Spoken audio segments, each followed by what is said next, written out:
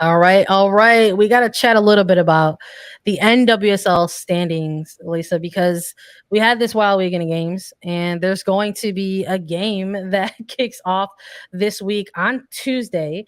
So we have a little bit of time to talk about the month that we just witnessed because what we're doing a little bit differently versus week to week. We're going month to month on NWSL standings to sort of take a look at how things maybe differed month to month here. And when we're talking about or looking at the month of July, there are some things that have shifted a little bit, a teeny tiny bit. Some things have stayed the same, but let's just run down them now that all the matches are over this weekend. San Diego Wave FC still in first place with 25 points. Portland Thorns FC bumped themselves up to second place with 24 points. Houston Dash are now in third with 21 points.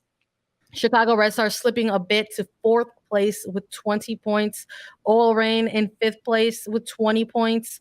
Kansas City Current in sixth place with 19 points. Now, when we're looking at the bottom half of the table, teams who are currently on the outside looking in of playoff position, it's Angel City in number 7 with 17 points. Orlando Pride in eighth place with 14 points. New Jersey, New York, Gotham FC in ninth place with 12 points.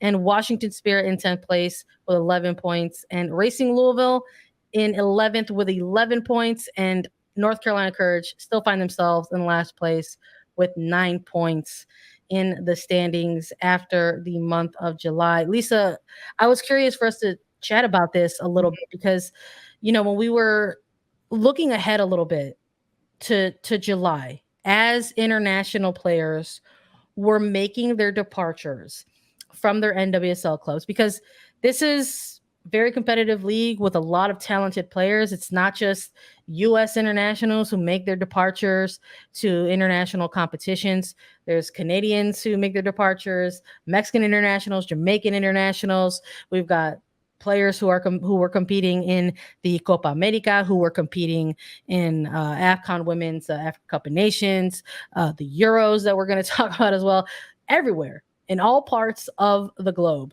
And that the month of July and maybe parts of June, right, going into July, but this summer, this particular month of the summer was going to maybe present some opportunities for clubs in the NWSL, players across certain rosters getting some opportunities to perhaps make a little bit of noise and shake things up and force coaches into difficult decisions based on their level of play, but also maybe keep their standing in the table, or like we've seen a little bit, maybe slip a little bit.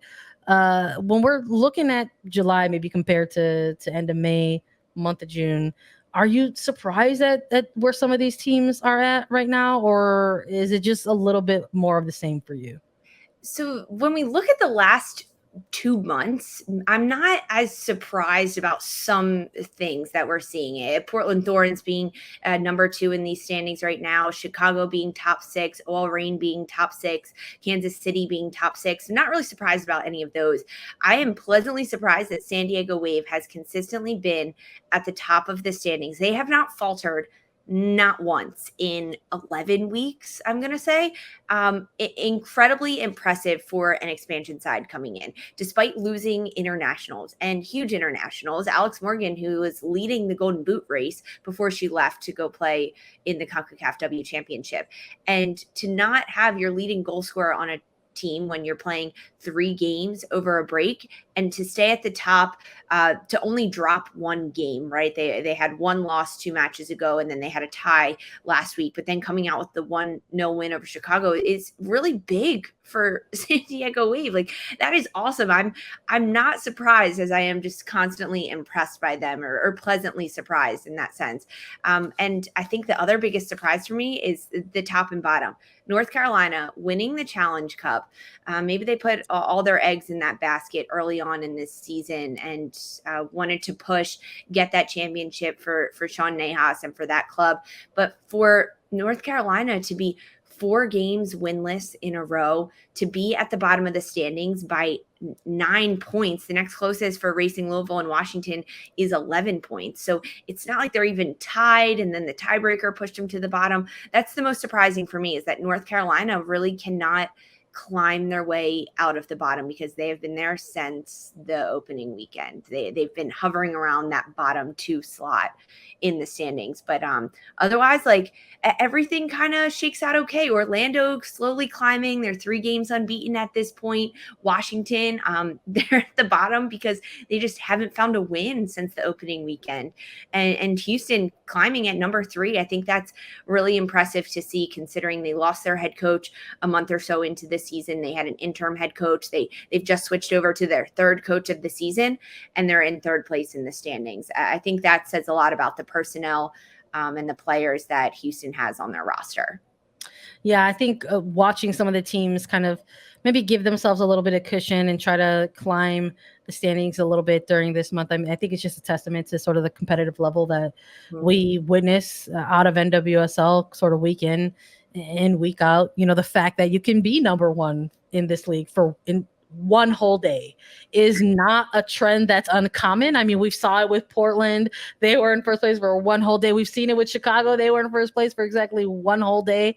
Again, not an unusual circumstance. But you know, sort of seeing San Diego and what they've been building over time, I think has, you know, maybe caught folks off guard in terms of the history of expansion teams in this league to sort of have this performance, but had the performances that they're having, but sort of maintaining them. And quite frankly, what they've been putting together, if for whatever reason they find themselves hitting a slump, if the minutes start hitting the team, or that whole concept of a long grind of a season kind of comes into play, they've clearly built up enough cushion to drop a result. Like, you know, it's not, again, we're talking about slumps a little bit. Chicago going on an undefeated 9-game undefeated streak, and now we're coming off of 2 losses. But then you have all this cushion for San Diego, and for whatever reason, if they find themselves on the end of a 2-game skid, guess what? I don't imagine that they're going to be dropping or losing a ton of pace in this upper half race. And that's part of what can happen in these sort of different areas of a season. Can you lose an entire season in terms of running the table within the first 6 weeks of a season? No, not necessarily. But you can perhaps learn some things about your teams and get some results in order to give you your cushion for that learning curve if you still are finding yourself in the process of one, or if you have a season that's going to have this type of break in the middle of it and have this type of moment where a lot of other clubs are going to be having players who are missing, and then you look at that as a new opportunity. Like, okay, well, what can we do here in this phase of the season? And I love that the standings are sort of kind of now starting to reflect that. I think when we were looking at these standings in May, when we were looking at them in June, we were like, they might look a little different once we start inching into the second half of the season. And we're a little bit beyond that. You know, there's some teams out here that have 14 games, 13 games now behind them in a 22-game season. So they're a little bit more into that second half of the season versus some other teams. And we've seen, like I said, a little bit of that shift that I think that we knew we were going to see.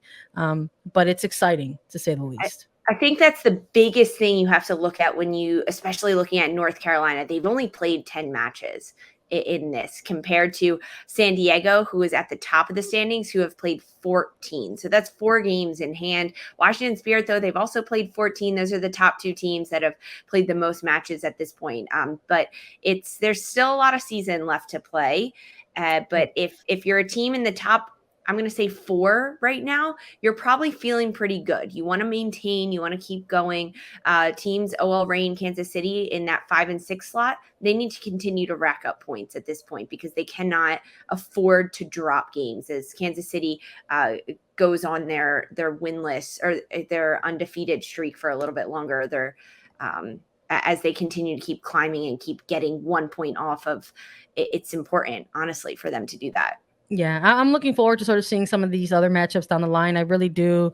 I really do believe this is not if the one of the most competitive league across the globe. And when we're looking at just these 6 teams in the upper half, 1 through 6, I really do think that the talent is there across each of these teams. It's why I really enjoyed that Red Stars versus San Diego game. You're talking about a 1-0 game. I really do feel that anywhere from 1 to 6 can beat the other on the right day, and that is what makes the league so exciting. And we've got